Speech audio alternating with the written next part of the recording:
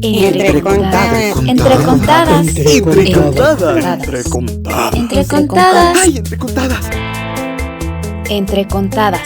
Entrevistas a narradoras y narradores. ¿Qué tal? Bienvenidas y bienvenidos a Entrecontadas, una sección de entrevistas de la Red de Narradoras México. Yo soy Penélope Rivera y el día de hoy tengo una invitada de Argentina. Ella es Teresa Prost. Permítanme leerles un poquito de una breve semblanza porque ella tiene una gran trayectoria. Teresa Prost, de Bahía Blanca, provincia de Buenos Aires, República Argentina, con formación académica como narradora oral, integra la Red Internacional de Cuentacuentos, docente con especialización en literatura, bibliotecaria, escritora. También ha sido capacitadora de narradores orales y animadores de lectura. Coordinó el programa Bahía Lee durante el periodo 2016-2020. Es cofundadora del proyecto editorial Tapeca. Integra el dúo Titiricuenticas, Cuentos con Títeres. Como narradora, ha llevado sus cuentos a múltiples escenarios de Argentina y otros países como España, Colombia, Paraguay, Perú, Ecuador. Integró el elenco de diversos espectáculos como Voces de Mujeres, Cuentos con Chocolate, Septiembre, Relleno de Cuentos, Cuestión de Género, Hay que Esperar, entre otros. Algunos títulos publicados es Algo para Contar, Secretos, Sobre Fantasmas y Otros Seres Extraños, El Principio, Bebesaurio dejó el chupete, Ovillo de Historias, Collage, Yo quiero ser valiente, El niño raro, Hormigas a montones, Luna que juega, La edad más linda, por destacar muchos más proyectos que seguramente tiene en el tintero. ¿Cómo estás? Bienvenida a Entrecontadas. Es para mí un placer tenerte acá. Déjenme decirles, estimado público. Hola, Penélope. Feliz de estar acá compartiendo estas palabras, este momento. Una de las cosas buenas que nos dejó la pandemia es descubrir la posibilidad de estar en contacto a pesar de los kilómetros y kilómetros de distancia. Así que un placer enorme formar parte de estas entrevistas que he escuchado varias, me parecen fantásticas. Realmente gente tan valiosa que está haciendo esta actividad tan linda de contar cuentos, llevar palabras. Gracias. Sí, tal como lo dices, creo que nos ha permitido justamente el estar en casa, el estar comunicándonos en las redes, romper las fronteras y a enterarnos de lo que hacen en otros lugares y descubrir que somos un gremio bastante activo y que todos tenemos diversidades de formación, de realización de proyectos. Y bueno, pues para mí me da mucho gusto tenerte aquí. Déjenme decirles, querido público, que yo vi a Teresa en Las Lobas, en el festival, y me encantó su trabajo. Y bueno, pues qué bueno que estés aquí en Entrecontadas. Y bueno, pues me gustaría que nos cuentes cómo nace esta necesidad de la palabra hablada. Bueno, me queda claro que lo tuyo sí es la oralidad.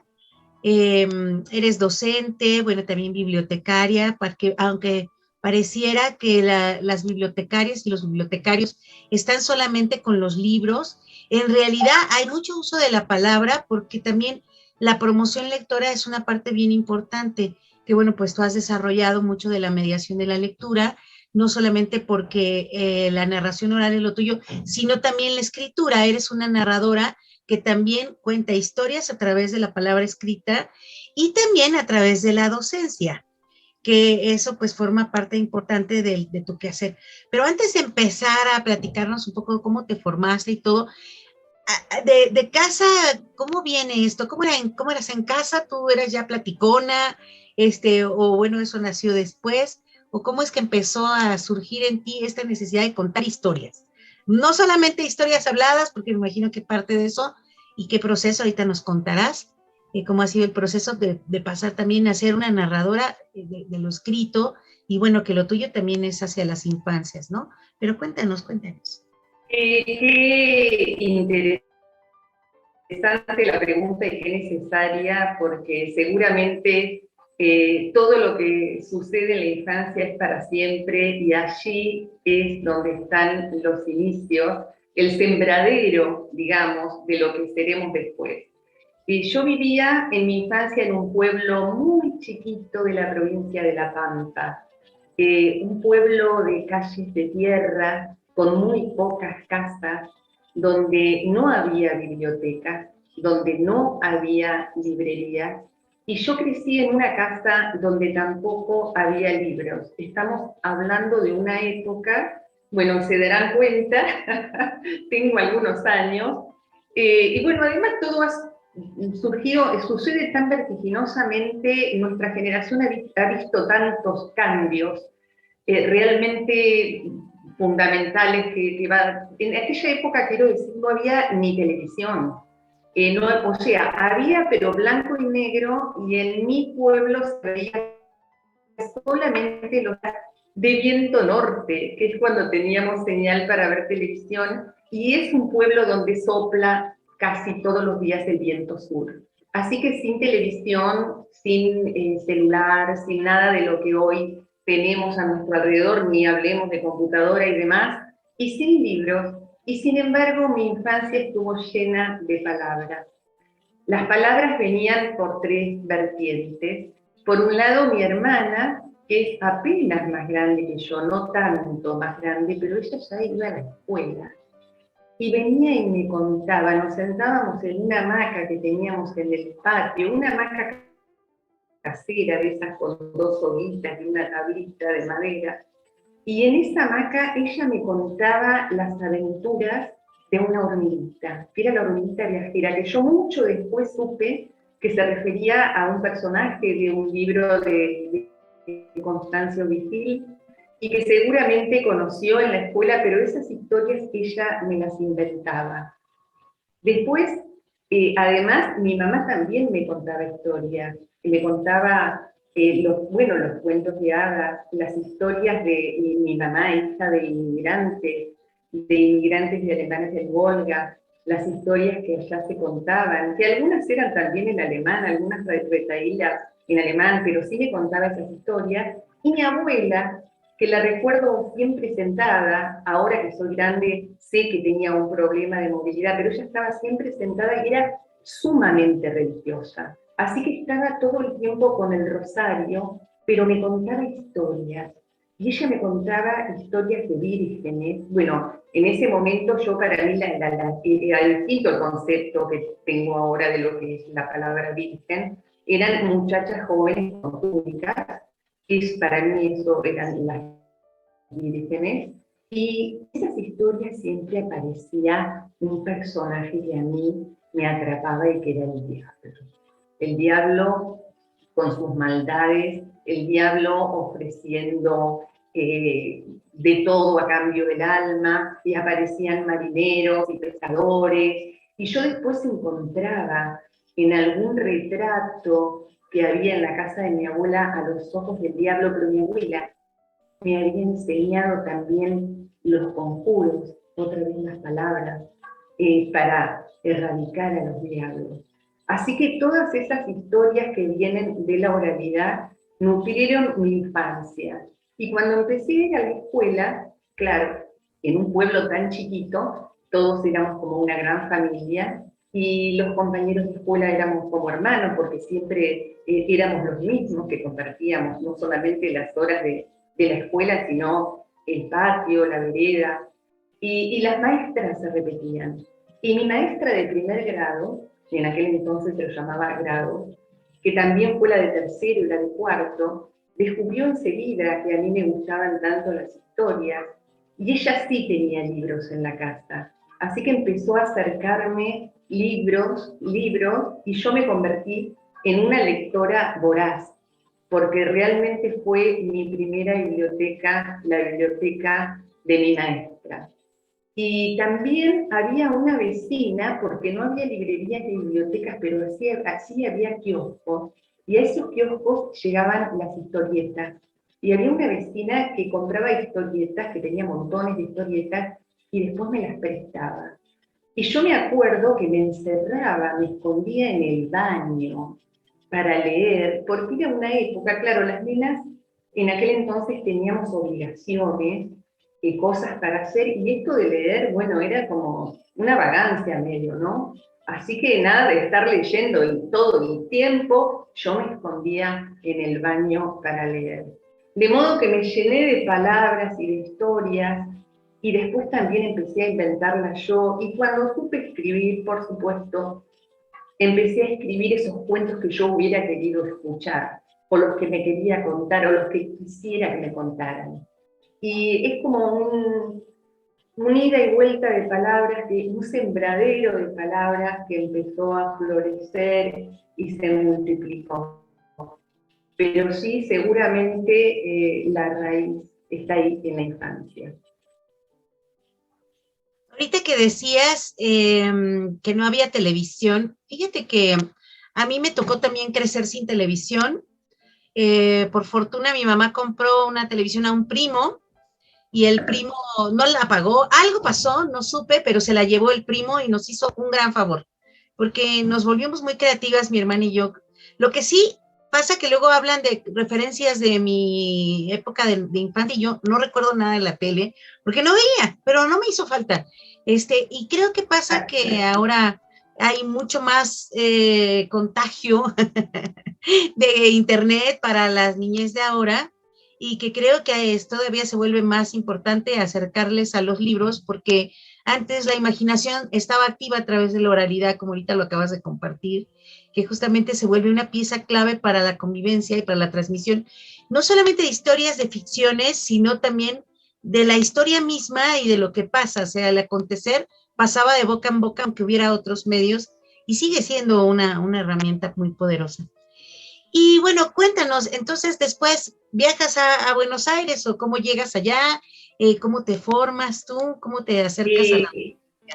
En algún momento de ese proceso de sembradero de palabras, descubrí o fui descubriendo, porque fue un proceso, la importancia de las palabras. Y me hice una adoradora de la palabra. Y por ahí es interesante pararnos sobre todo en esta época, lo que decías recién, de tanto estímulo, de tanta imagen, de tanto ruido, de tanto... Pararnos a pensar en esto, qué significa la palabra.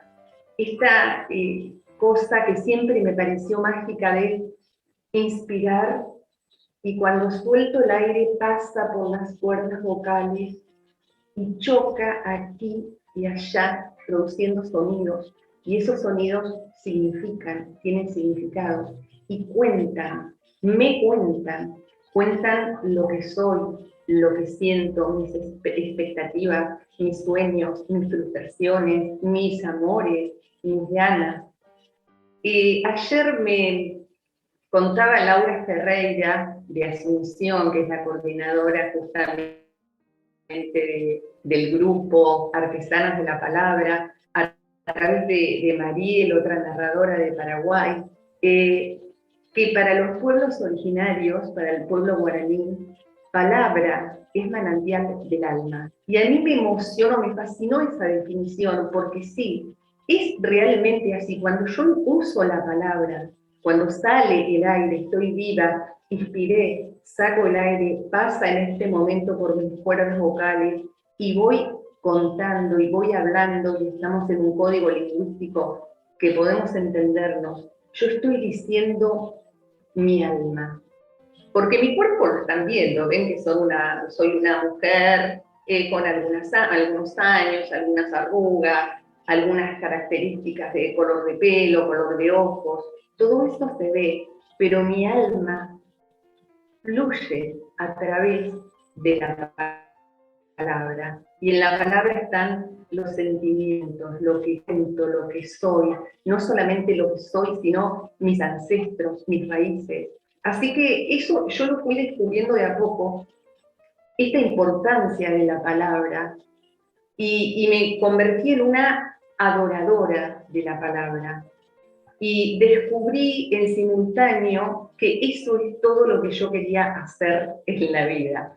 No es que tan simple como que lo descubrí y punto, sino que me percataba de que yo me completaba o era feliz cuando estaba en contacto con las palabras. Y bueno, así es como fui a la provincia de Buenos Aires, no a la ciudad de Buenos Aires, pero sí a Bahía Blanca, cuando terminé con la escuela secundaria. Entonces me casé muy joven, y mi esposo, que es mi actual esposo, vive acá en Bahía Blanca, y entonces ahí me mudé y pude estudiar, hacer una carrera terciaria. Elegí magisterio porque me consta que el gran recurso del maestro, y si no miremos a Jesús, es la palabra. A mí me gustaba, incluso he enseñado matemática contando cuentos. Y después, donde apareció la oportunidad de la bibliotecología, sí, yo como Borges me figuro el paraíso como una biblioteca. Así que estar realmente trabajando dentro de una biblioteca rodeada de libros, de palabras, de historias, porque la literatura escrita, claro que se nutre de la literatura oral, es todo un engranaje de palabras que vienen desde hace muchísimos años. Y bueno, estar en la biblioteca me hizo estar en contacto con mi paraíso. Y allí surgió la necesidad de atrapar lectores, de hacer que los niños y los jóvenes se acerquen a la biblioteca. Y ahí descubrí que la narración, y esto lo descubrí en la Feria del Libro de Buenos Aires, y estoy hablando de hace más de 20 años, ustedes pensarán que vieja que es esta, pero bueno, así es. Descubrí la narración oral como una profesión, ¿no? Porque yo sabía, obviamente, la narración oral existe desde que existe la palabra, y las primeras historias se contaban alrededor del fuego, y se contaban en grupos y se compartían, quizá para ahuyentar el miedo o para contar otras cosas y ver otros mundos y viajar hacia otros lugares. Pero la narración oral como profesión, yo la descubrí no hace tanto tiempo, o bueno, sí, depende porque todo esto es relativo del tiempo. Para mí, 20 años no me parece que sea tanto tiempo, sobre todo si miro hacia atrás. Y descubrí la narración oral como profesión y dije, yo quiero hacer esto.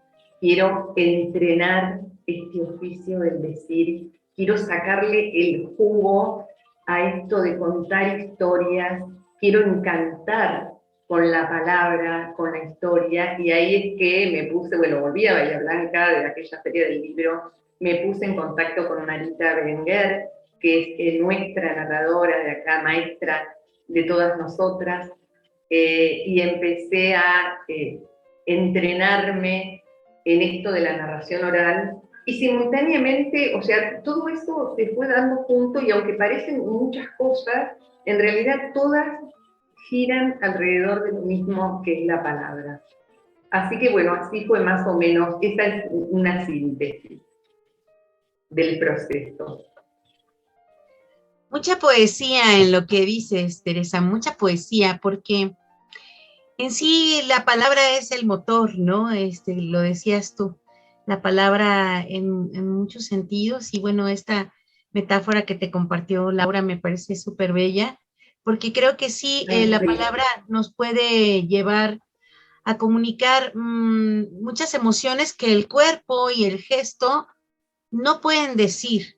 Y bueno, y no solamente eso, sino hacer que los demás estén sintiéndola a través de la palabra, que eso es algo que creo que causa mucha magia, es que la narración oral genera la imaginación activa en los espectadores, y hay una sintonía simultánea en donde quien escucha y quien está contando la historia entra en la ficción y entra en el mismo estado emocional que se está narrando el cuento, que el cuento en sí lo tiene, ¿no? Y bueno, me parece súper bello que este camino que has andado. ¿Y te parece si nos compartes un cuento? Y ahorita regresando, nos cuentas cómo es que entraste en la escritura. Pero ¿te parece si nos compartes un cuento? Un cuento. Bueno, ya que hablamos de palabras, voy a contar un cuento que aparece en uno de los libros de Alejandro Dolina. Dice que según las tradiciones islámicas, cuando Dios terminó con su gran obra, la creación, advirtió que había olvidado la arena. Y sí, grave ese olvido, porque sin la arena los hombres carecerían para siempre de la posibilidad de sentir el placer de caminar junto a los mares, masajeando sus pies cansados. Sin la arena, los ríos serían para siempre ásperos y rugosos. Los caminos también serían duros, y los arquitectos carecerían de ese material indispensable. Las huellas de los enamorados serían invisibles. Grave error. Y Dios, en su infinita bondad, queriendo remediar ese olvido, envió al arcángel Gabriel con una enorme bolsa de arena para que la repartiera aquí y allá, donde fuera necesario. Y allí fue el arcángel Gabriel con su carga a cuestas. Pero ya sabemos dónde está Dios. El enemigo anda cerca. Y ahí andaba el diablo, que solo por estropearle las cosas a Dios, pinchó la bolsa que llevaba el arcángel Gabriel. Y esto sucedió en la región que hoy conocemos con el nombre de Arabia. De modo que allí empezó a caer la arena, de tal manera que las 9/10 partes de aquel país se convirtieron en un enorme desierto. Advertido Dios de la catástrofe, y otra vez en tu infinita bondad quiso compensar al pueblo árabe. Y entonces le dio un cielo infinito cargado de estrellas, como no hay ninguno otro en el mundo. Y les dio el turbante que bajo el sol abrasador del desierto es mucho más valioso que una corona. Les dio la espada. Les dio el camello para que pudieran trasladarse y también la mejor raza de caballo. Y les dio algo más valioso que todas esas cosas juntas y las por venir también. Les dio la palabra, el oro de los árabes.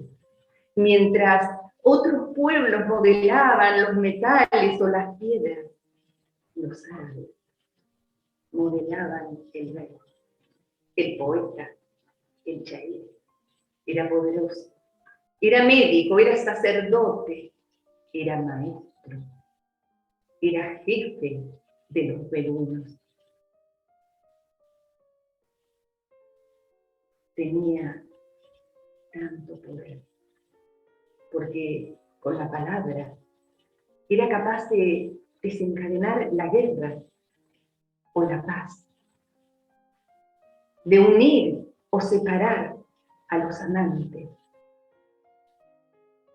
Con la palabra podía matar o salvar vidas.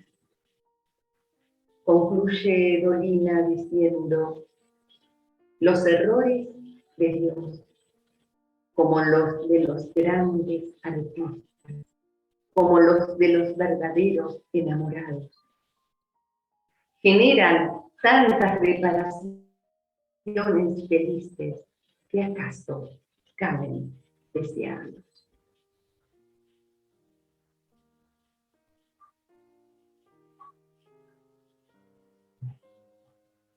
Muy bien, muchas gracias por compartir esta historia. Gracias a ustedes por escuchar.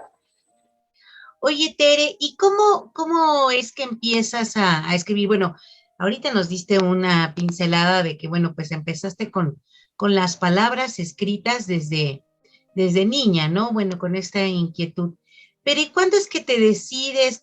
¿Qué pasa? ¿Cómo fue la historia que empiezas a escribir y a publicar? Porque, bueno, que sepa yo, publicas para niños principalmente.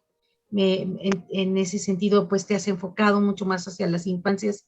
Compártenos cómo ha sido este camino por la narración escrita y cómo han llegado las historias. Por ejemplo, ¿cómo llega una historia que dices, cómo esta del chupete, cómo llega esa historia y cómo es? Porque nos gustaría mucho que nos compartas como parte de no solamente de tu historia y cómo llegaste a la escritura, sino también cómo llega ese proceso creativo en donde tú dices, quiero esto y por ahí vas y bueno, empiezas a cosechar libros, cosa que me parece pues muy grata y nos las compartas cómo ha sido ese camino. El camino de escribir es como el camino del arte. Lo que nos gusta hacer, lo hacemos. Y yo creo que nunca voy a dejar de escribir, de la misma manera que alguien que canta no puede dejar de cantar, o que toca un instrumento no puede, o que amasa la arcilla, o que pinta. Eso lo hacemos siempre. Lo difícil, a los que nos gusta, ¿no?, el arte, determinado arte. Lo difícil por ahí, sobre todo en estos tiempos, es publicar. Cómo llegar a la publicación. En mi caso, fue a través el primer libro que publiqué fue a través de un concurso. Es uno de los caminos, de las puertas que se abren para que las editoriales nos publiquen. Sucede que hay, claro, tanta cantidad de material y es tan costoso, tan engorroso publicar un libro. Bueno, no se entiende esto de que no sea, o sea, se entiende en el sentido de que no se puede publicar todo lo que se escribe. Yo conozco autores de acá de Bahía Blanca, de la zona, que son excelentes, que escriben divino, pero que realmente no encuentran esa puerta por donde entrar a la publicación. Eso fue lo más difícil. En mi caso fue a través de concursos. Bueno, yo donde veía un concurso mandaba mi cuento, medio de una manera lúdica, no esperando ganar, sino la pasaba bien cumpliendo con esa consigna y ver qué pasa. Bueno, y por ahí sucedió que gané un concurso, gané otro y así empecé a publicar. Y respecto al proceso creativo, bueno, tiene que ver con lo que sucede a mi alrededor. Yo creo que a todos los autores pasa un poco lo mismo. Nos nutrimos de todo lo que va sucediendo alrededor y todo lo que tenemos dentro también. Siempre hay algo que es autobiográfico, aunque no se trate de la historia de mi vida, siempre hay cositas ahí que tienen que ver conmigo, seguramente. Y bueno, es un proceso difícil, pero no bajen en los brazos. Me refiero a la gente que está escribiendo, no dejen de escribir, sigan haciéndolo y sigan haciéndolo con amor, porque el amor es el ingrediente que hace que todo fluya de la mejor manera siempre. Entonces, este tiempo del amasado, del camino donde parece que no hay frutos, que no podemos publicar, es un tiempo precioso. Ya va a llegar el momento de ver plasmada nuestra obra, que es un momento mágico realmente, así como hablábamos recién de la magia de las palabras. Sí, y bueno, ¿nos puedes compartir algunos de los cuentos que tienes ahí, mostrárnoslos? Y un poco, pues, les voy mostrando, sí, lo que traje recién aquí. Esta es una novela, Un bosque oscuro y peligroso. Está pensado para chicos de 10, 11 años en adelante y el tema es grooming, un tema muy actual. Hay un paralelismo en este título, Un bosque oscuro y peligroso, es una frase que dice el papá dentro del libro, y se refiere a Internet. Internet es ese bosque de hoy donde es tan fácil disfrazarse, cambiar de personalidad para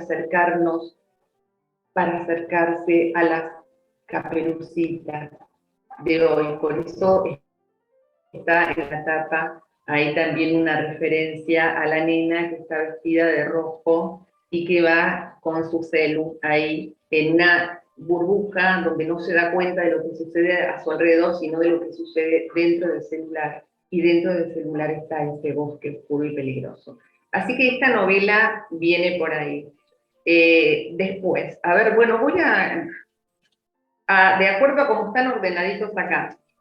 Esto es La Edad Más Linda, es un libro álbum, donde en el libro álbum trabajamos muy codo a codo con la ilustradora. A ver, lo voy a abrir, porque este pertenece al proyecto Tapeca, que justamente en este proyecto lo que nos propusimos es trabajar libros donde el formato forme parte de la historia. Por eso son formatos no convencionales. Está la palabra, la imagen y aparece el formato. Este viene en una cajita, acá viene una advertencia, no sé si de ahí se llega a ver bien, una advertencia de cómo hay que leerlo, y se va desplegando todo, empieza a preguntarse cuál es la edad más linda, que es esta, hay un bebé, y no se abre como todos los libros, sino que se va desplegando de distintas maneras, y así durante todo el libro. Y bueno, cuando terminamos, tenemos una conclusión de cuál es la edad más linda. Este es El Niño Raro, un libro editado por MB Ediciones. Aquí nosotras, cuando digo nosotras me refiero a la editorial y a la ilustradora también, porque lo hacemos de manera conjunta. Siempre en la contratapa referimos directamente a de qué trata el libro, ¿no? ¿Somos como somos o somos como los demás quieren que seamos? ¿Quién decide? Es un niño que, bueno, por algunas características está muy bellamente ilustrado, no sé si se llega a ver ahí. Por algunas características parece que es un niño raro, pero bueno, ¿qué significa esto de raro? ¿Quién lo dice? ¿Por qué es un niño raro? Es precioso. Bueno, ¿qué voy a decir yo que soy la mamá? Una de las mamás. Este es otro libro para chicos más grandecitos, de 9 años en adelante, sobre fantasmas y otros seres extraños, cuenta cuentos de miedo. También la editora es MB. Bueno, fantasmas, lloronas, bichos raros y leluches habitan este libro. Personajes que se enredan en situaciones por momentos terroríficas, por momentos divertidos. Trae 7 cuentos. Yo quiero ser valiente como Sauriana y Bronte, es un libro editado por Kipu, también muy bellamente ilustrado, en este caso por Héctor Borlasca, no sé si lo llegan a ver un poquito, y trae 2 historias de dinosaurios. Este es el primero, Algo para contar es el primer libro que salió a la luz, el primer hijito, digamos, así que lo queremos muy especialmente. Carolina trepa un árbol para llegar al sol. ¿Llegará? ¿Hasta dónde llegará? ¿Qué descubrirá en el camino? Algo para contar es una historia donde la nena que es protagonista, es una nena que tiene lo que algunos dirían, bueno, una discapacidad. En realidad todos tenemos alguna discapacidad, pero esta nena, que es una nena especial, digamos, decidimos que sea la protagonista porque se hablaba o se habla mucho de inclusión, pero en los cuentos estos chicos no aparecen chicos con alguna dificultad motora, o si aparecen, son el centro del conflicto, digamos, es sobre ese tema. Y acá no. Carolina es una nena que tiene una dificultad justamente motora, pero ella es una nena como todas las nenas, que se ríe, que se frustra, que tiene sueños, que quiere alcanzar algo, que tiene ilusiones y proyectos, que hace travesuras y que su mamá a veces la tiene que retar. Su mamá es una mamá que la cuida mucho, mucho, mucho. Y bueno, sucede que Carolina, porque quiere llegar al sol, se sube a un árbol. Pero bueno, ahora tiene algo para contar. Va por ahí esto. Es un libro que adoramos y que nos ha dado muchísimas satisfacciones. Y acá, Luna que juega y Hormigas a montones también forman parte del proyecto Tapeca. Esto es el formato que esté jugando con la historia. Como son historias infinitas, en este caso las hormigas atraviesan las 4 estaciones: primavera, verano, otoño, invierno, primavera, verano, otoño, invierno. El formato es de libro infinito, que viene desarmado, pero por supuesto viene con las instrucciones para armarlo. Viene así. Yo les voy a mostrar cómo viene, pero no lo voy a armar ahora. Esto viene así, luego se arma y queda un libro con un formato que me habilita a seguir, o sea, no termina, sino que otra vez después de la primavera viene el verano y así. De ese tenemos 2 títulos de libros infinitos. Son 4 lunas, abuela, es solo una que juega. Una abuela que le está contando a su nieta esta luna, cómo pasa de luna creciente, luna llena. Tiene unas ilustraciones preciosas, también ilustrado por Miriam Valle. ¿No se aburren? Perdón, porque por ahí lo que estoy con mucho libro, mucha cosa. No, que nos vamos a aburrir, está increíble, porque... Pero esto se los paso muy rapidito. Sí, adelante.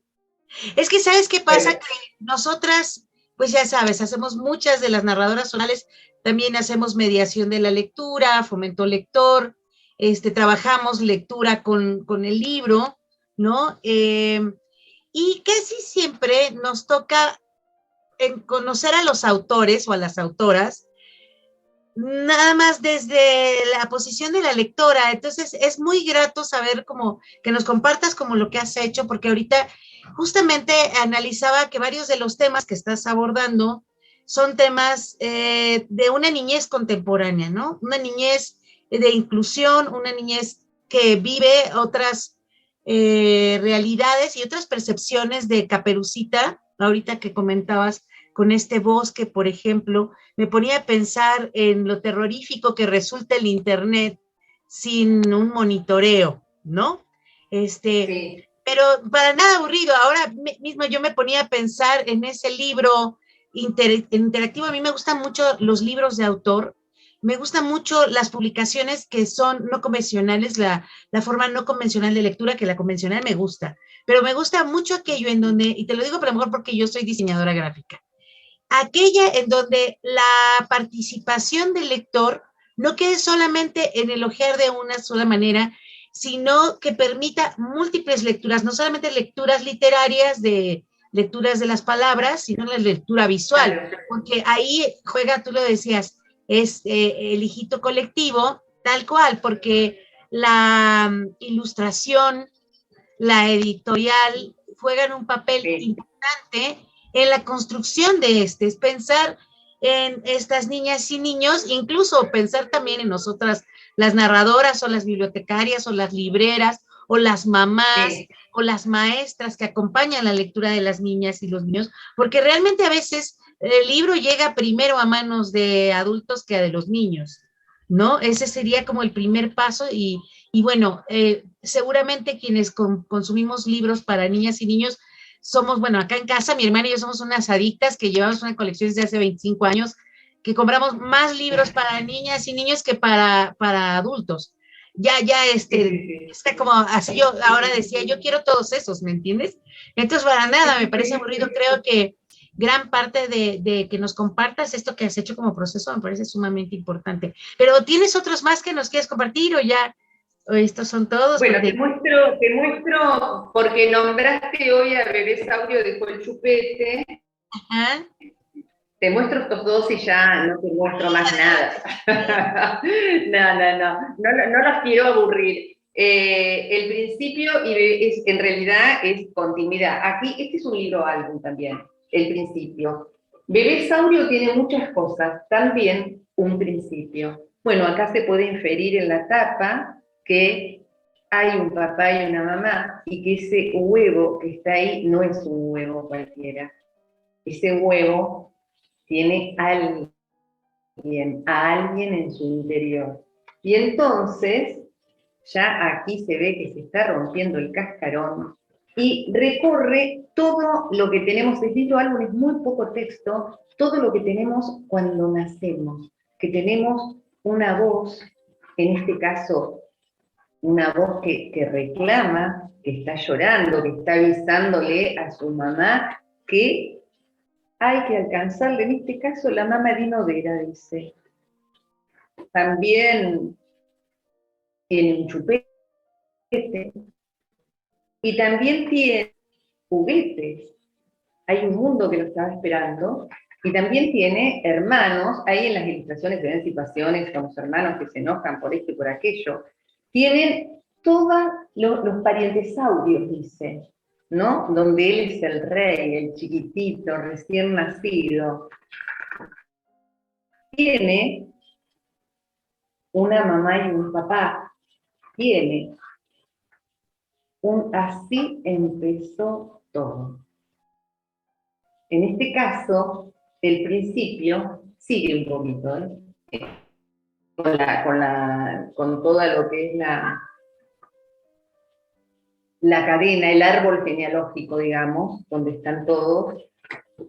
Tiene el principio, en el caso de Bebé Saurio, es el amor. Y yo estoy convencida, y Miriam también, que el principio de todo, incluso el principio de la creación, el principio, es el amor. Sin amor, nada puede suceder. Todo se destruye. Y acá, este Bebé Saurio, y ahí está el principio, acá este nuevo álbum, acá el texto, le pasa algo que tiene que ver con crecer.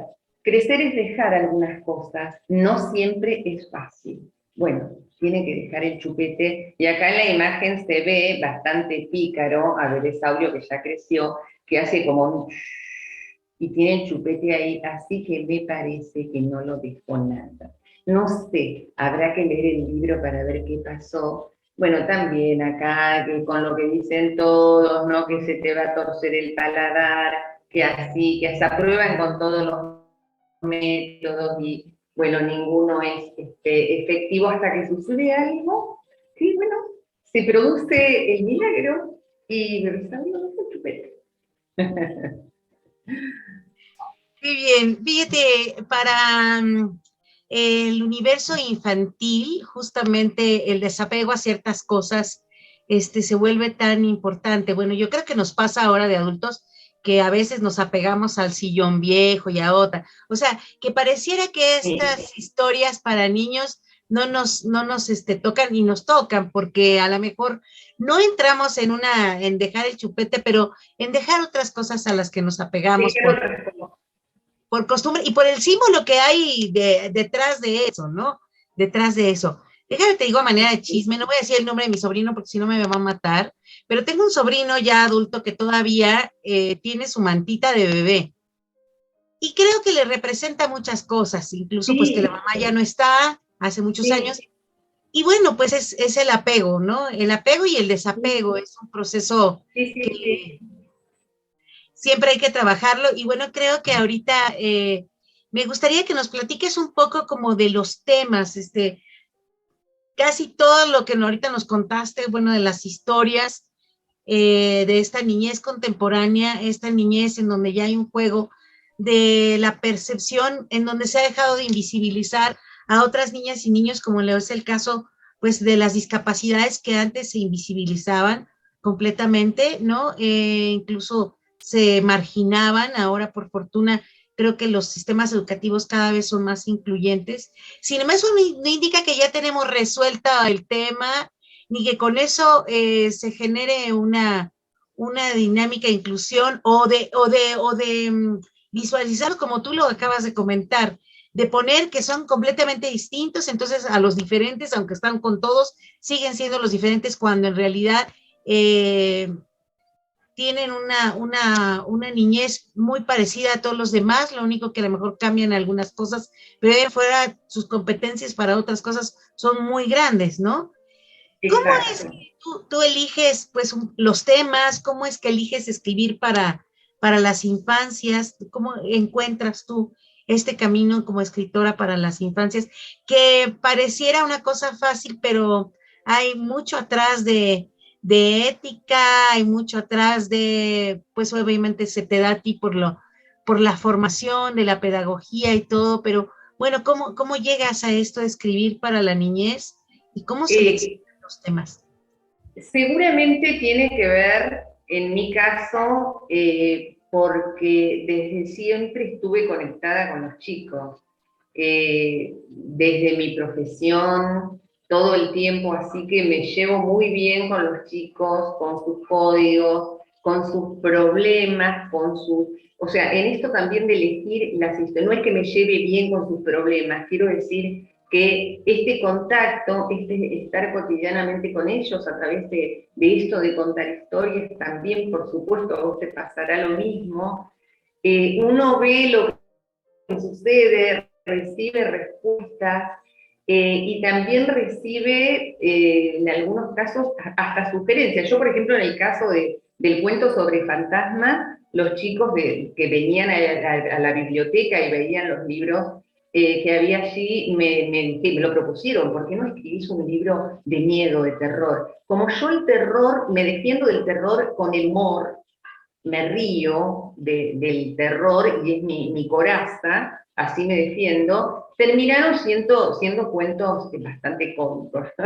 Exceptuando. Y es que estoy convencida de que la literatura también, la literatura, y estoy hablando de literatura oral, literatura escrita, los cuentos, las historias, sirven para vernos, para mirarnos, y sobre todo nos salvan cuando nos encontramos con esto de ver algo que por ahí no nos animamos a mirar. Como la historia mitológica de Perseo, que Perseo para atacar a la medusa, que era un monstruo mitológico, en vez de pelo tenía serpientes venenosas. Era imposible enfrentarla, porque quien la mirara directamente quedaba convertido en piedra. Perseo logra vencerla porque utiliza un escudo tan pulido que parecía un espejo. Entonces Perseo, en vez de mirarla directamente, lo que lo convertiría en piedra, mira a la medusa a través de ese espejo. Ese espejo es la literatura, los cuentos. A veces no nos atrevemos a mirar las miserias humanas, todos los problemas, el espanto incluso, directamente porque nos quedaríamos petrificados. Y en cambio, a través de los cuentos, podemos abrir puertas a ese tema y hablarlo y pensarlo y ponerlo sobre la mesa, como en el caso del tema grooming, que es un tema muy doloroso que sucede y que es muy necesario que esté sobre la mesa, poder hablarlo, y que una historia de ficción sea la excusa, está perfecto, porque hace que de pronto podamos escuchar, bueno, a ver, ¿y vos qué pensás? Y podamos ponernos en el lugar del otro y ver qué puede suceder, ¿no?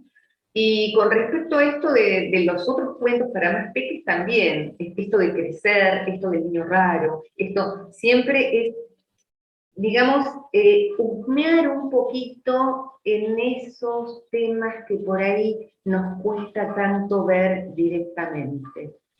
Y bueno, yo estoy convencida de que los cuentos nos salvan, realmente. A mí me salvaron. Yo no sé qué hubiera sido de mi vida si no hubiera tenido esas palabras, esas historias, esas maestras que me acercaron los libros, y o sea, ese descubrir. Yo estoy convencidísima de que a través de los cuentos, y es por eso también que cuento cuentos, y seguramente por eso también vos los contás, a través de los cuentos uno puede viajar al País de las Maravillas o al Bosque de los Lobos, sentada en una silla o en una hamaca, en medio de un pueblo con calles de tierra donde no sucede nada. Pero a partir de esas historias empieza a suceder y se activa la imaginación y es todo un mundo rico que nos nutre y nos hace crecer y darnos cuenta de mirar, de ver de otra manera, de pararnos en otro lugar para observar esto, aquello, lo otro. Así que, bueno, es un mundo maravilloso, de verdad. Acabas de comentar algo que me parece bien importante, que la convivencia con las niñas y los niños te hace siempre estar en contacto con los intereses de las niñas y los niños. Porque aunque digamos que es una etapa de la humanidad, desde que la humanidad existe, siempre hay necesidades particulares de cada época y cada contexto. Y no sé si te pase a ti, pero a mí me pasa que convivo también con niñas y niños y la paso muy bien. Y bueno, ahora que después de la pandemia que empecé a hacer otra vez cosas, después de un bache de no haber visto niñas y niños, no tienes idea. Ya quiero que llegue así la hora y el día porque la paso muy bien con las niñas y los niños, ¿no? Pero hay algo que pasa, no sé si te pasa a ti, que me mantiene siempre muy actualizada. Sí, sí, totalmente. De Yo los me siento temas, ajá, rejuvenecida. Sí, sí, sí, sí, sí, totalmente. Los niños nos rejuvenecen, nos energizan, nos ponen al día con todo lo que está sucediendo, incluso con el vocabulario, con las palabras, porque las palabras van cambiando, de acuerdo, y cada grupo tiene su palabra. No, no, absolutamente de acuerdo. Sí, sí, nos rejuvenecen todo el tiempo, nos actualizan, totalmente, sí, sí, sí. y creo que con eso, como tú le decías, pues llegan los temas que uno quiere abordar y que uno quiere contar. Y ellos mismos también te van poniendo, como lo dices tú, qué lindo que te puedan decir el reto. Y bueno, tú que puedes narrar con la palabra escrita y la palabra hablada, el reto de, ¿por qué no haces esto? Y también, pues, esa retroalimentación que es muy grato, que creo que pasa, que para mí me parece que los libros que más llegan a la niñez son aquellos que se probaron con los niños, en donde les gusta y dicen, ah, sí, esto, ¿no?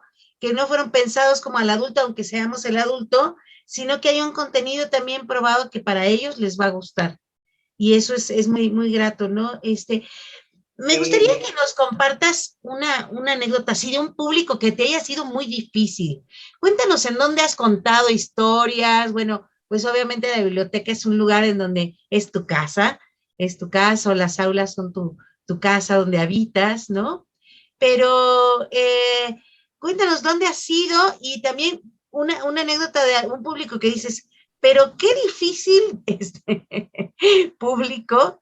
Y cuéntanos un poco como de esto, a ver si te acuerdas, pero mientras igual nos puedes compartir pues dónde has estado y dónde te has presentado. A ver, estoy pensando. Bueno, a mí me gusta contar para adultos, me gusta mucho. Me gusta contar para adolescentes, todo un desafío siempre. Y con niños, bueno, ni hablar. Ahí estoy en mi salsa. Sí siento, o sea, soy consciente de que es el público más difícil, porque el niño no te caretea, decimos acá. O sea, el niño, si no lo atrapaste, te lo demuestra enseguida, empieza a molestar al de al lado, a mirar para allá, a levantarse para buscar algo. Así que es el público, ¿no? Yo con niños trabajo con mi compañera titiritera, que es Andrea Dominela, que somos las titiricuénticas, y contamos cuentos con títeres y otros recursos. Donde nos resultó complicado que dijimos, ay, de acá cómo zafamos de esta. Fue en un festival, era en realidad como una feria del libro que se hacía en una escuela, en un colegio, donde había mucha gente.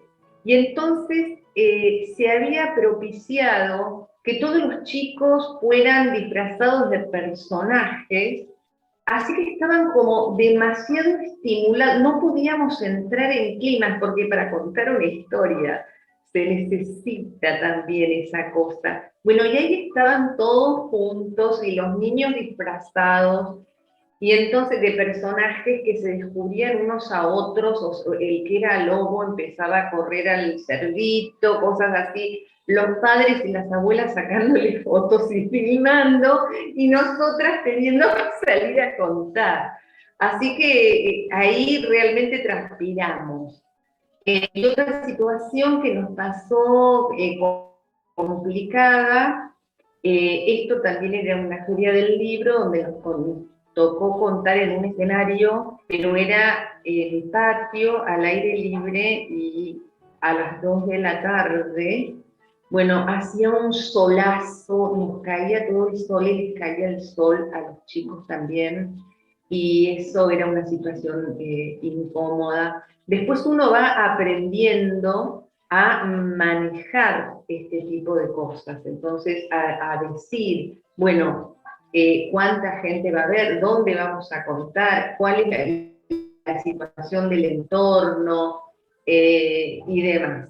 Pero bueno, cosas para resolver siempre surgen, es todo un aprendizaje y bueno, se van sorteando de la mejor manera y por suerte en este caso salimos airosas en las dos, pero bueno, son dificultades por las cuales no volveremos a atravesar porque vamos a avisar de antemano, vamos a tener más cuidado en estos detalles y preverlos, ¿no? Sí, fíjate, como dices, siempre es un reto a todos los públicos. Como acá le llamamos tablas, me imagino, no sé si ustedes también, que uno va agarrando experiencia de, están las condiciones así, entonces mejor hago la contada de tal manera, o divido a los públicos, o veo que nos vamos al rincón del patio de la escuela donde a ellos les dé sombra, aunque nosotros nos dé sol, pero bueno, no se inquietan, pero fíjate que a manera de anécdota siempre esas cosas son. Ahora la distancia, porque cuando uno la está viviendo siempre es un poco de estrés y entra uno en crisis ahí. Pero a la distancia siempre se vuelve una anécdota. Imagínate que tu público disfrazado de personajes. Es como algo en donde no puede ser. Es mucha la emoción de encontrarse todos disfrazados, de jugar, que eso se vuelve mucho más que el cuento mismo. Y bueno, en lo que va. No, era como una sobredosis de estímulo, realmente, había demasiados estímulos ahí, pero bueno. Fíjate que una vez... ¿Qué va a ser? La próxima, como vos decís. Sí, me escucho. Me acordé, yo, bueno, formo parte de una compañía de teatro y justo una anécdota que fue de las cosas que también nos ha sorprendido, es que nos invitaron a un encuentro en una normal rural, en donde constantemente íbamos, pero bueno, iba a haber en el marco de eso un encuentro, pero nunca nos dijeron de qué era el encuentro. Entonces salimos, llegamos, nos preparamos, el público no estaba en el patio, estaban en las aulas llevando a cabo talleres y actividades, suenan el timbre de la escuela, sale el público, nosotros dimos las llamadas, y cuando salimos, el público, que eran unas 200 personas, adultos la mayoría, llevamos una obra para niños, todos estaban disfrazados de payasos, pero payasos de muchos colores. Ha sido una cosa muy simpática porque es como, regularmente el disfrazado es el de la escena, pero aquí era un público muy colorido y fue una función muy, muy agradable, difícil, porque haz reír a los dueños del humor, no era una cosa fácil, se volvió un reto. Un desafío, pero a la larga se vuelve como una anécdota que dice uno, bueno, tenía que pasar como para tener la historia que contar, ¿no? Que contar. ¿Te parece si nos compartes otra historia? Bueno, Voy a seguir con las palabras. Hay una historia que a mí me gusta muchísimo y que dice así: hace unos 4.500 millones de años más, años menos, una estrella enana escupió un planeta que actualmente lleva el nombre de Tierra. Hace unos 4.200 millones de años, más o menos, la primera célula bebió el caldo del mar y le gustó y se dividió para tener a quién compartir el trago. Hace unos 4.500.000 años, el hombre y la mujer, casi mono todavía, se alzaron sobre sus patas y por primera vez sintieron el pánico y la alegría de verse cara a cara mientras estaban en esto. Hace unos 450.000 años, la mujer y el hombre frotaron dos piedras y encendieron el fuego que los ayudó a defenderse del frío y del miedo. Hace unos 300.000 años,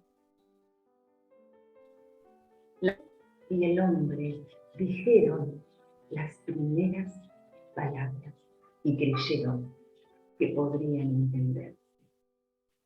Y así estamos hoy, muertos de frío, muertos de miedo, buscando palabras. Este texto es de el gran Eduardo Galeano y se llama Mapa del Tiempo, está en el libro Bocas del Tiempo. Es precioso y a mí me remite en este momento cuando veo esa evolución, ¿no?, de millones de años, miles de años para llegar a esto, y de pronto esta situación de las guerras, de que alguien tenga el poder de mandar a destruir, porque sí nomás, porque dentro de este mapa del tiempo, ¿quién sos para mandar a destruir de nada? Así que bueno, elegí ese texto por eso. También cuando elegimos los textos, cuando contamos, nos contamos. Es así, es así. Sí, definitivamente los textos también nos encuentran a nosotras para narrar, a nosotros para narrar, y nos hacemos como uno con el cuento y nos centra, y bueno, este cuento es muy bello de por sí. Creo que Galeano es el favorito de la narración oral hispanoparlante, porque tiene muchos cuentos cortos, habla de muchas diversidades, de muchas historias también, porque él era un devorador de historias y le gusta hacer ficciones breves de esas historias. Y entonces, muchas gracias por compartir, y bueno, pues compartirlo este cuento. Y bueno, ya estamos por cerrar entre contadas. Me gustaría, pues igual, si quieres compartirnos pues algo más que desees decirnos de la narración oral, y también pues lo que ha significado para ti la narración oral. Ya nos has contado ahorita mucho, pues me queda claro que es una mujer de palabras, de muchas palabras en muchos sentidos.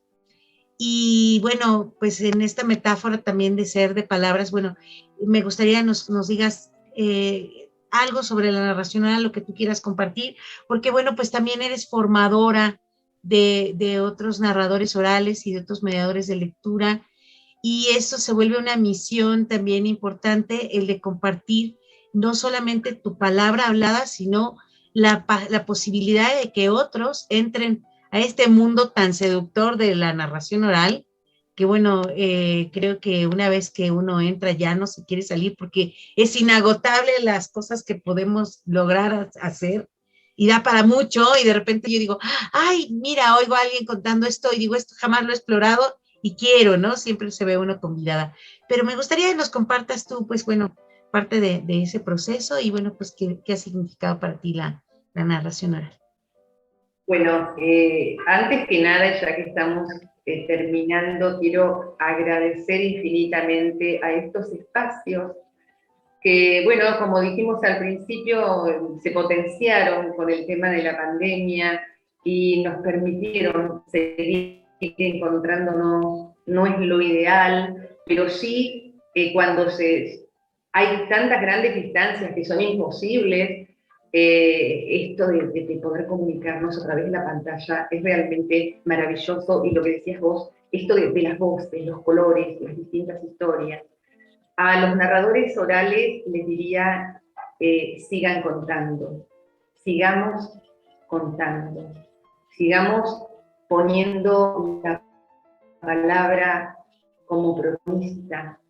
Estamos en una época donde sucede todo tan vertiginosamente, una palabra que se usó mucho hoy, lo de esta cosa de vertiginosa, en una época de imagen, de palabra por ahí banalizada y demasiado, y algunas mezcladas con otras, y incluso en una época de automatización, ¿no? Que están apareciendo esto de los robots y las máquinas. La palabra humana, ese manantial del alma, como bien definían los pueblos originarios, el pueblo guaraní, que no se agote, menos que nunca se tiene que agotar, porque acá están lo que sentimos, lo que somos, lo que fuimos, nuestras raíces, nuestros primeros hombres, nuestras primeras hombres y mujeres, nuestras primeras historias.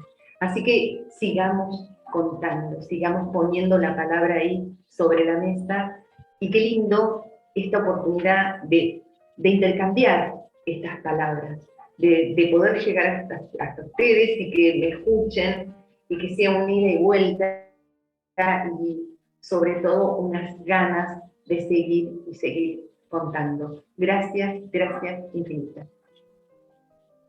Pues muchas gracias a ti también. Y bueno, en redes sociales, ¿cómo te encuentran? Como Teresa Pros, para que igual podamos tener contacto. Me imagino que también tus libros están en Amazon, o cómo se pueden adquirir. ¿Tiene la editorial una página de venta o algo así? Sí, bueno, los libros están en las librerías en formato papel, pero se pueden comunicar conmigo. Teresa Prost, así aparezco en Facebook, en Instagram.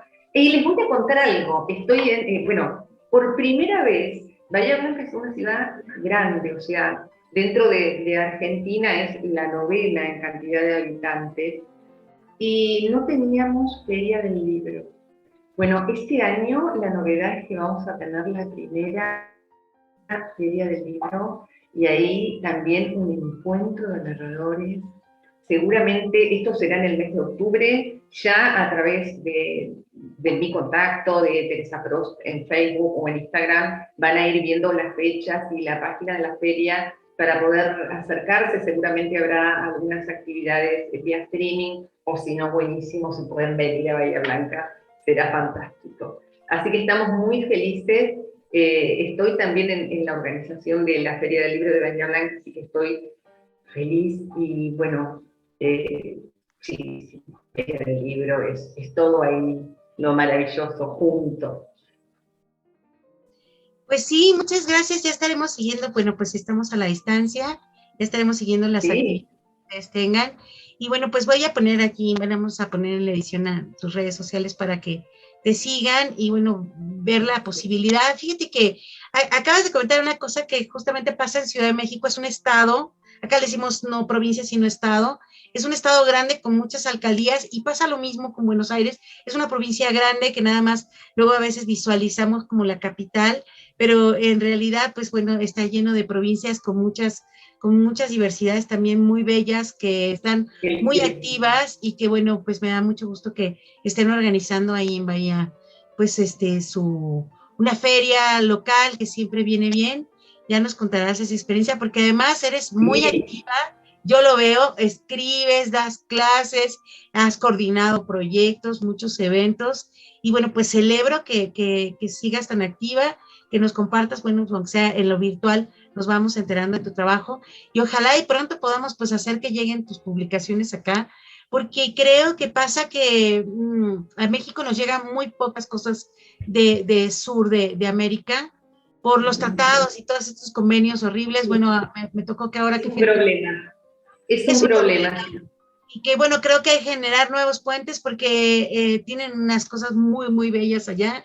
Me gustó mucho, hay publicaciones de muy buen nivel y cosas de México también, que hay muchas cosas muy bellas que no llegan para allá. Entonces, pues construyamos, veamos cómo construir puentes para tener muy bien. Y allá, ¿no? Muy bien, qué lindo. Muy bien, me encantaría, sí. Sí, pues bueno, Teresa, pues muchas gracias por haber estado en Entre Contadas. Un placer. Gracias, muchas gracias a vos. Y bueno, esto fue todo en Entre Contadas. ¿Y saben qué? Nos vemos en la próxima. Red de Narradoras México.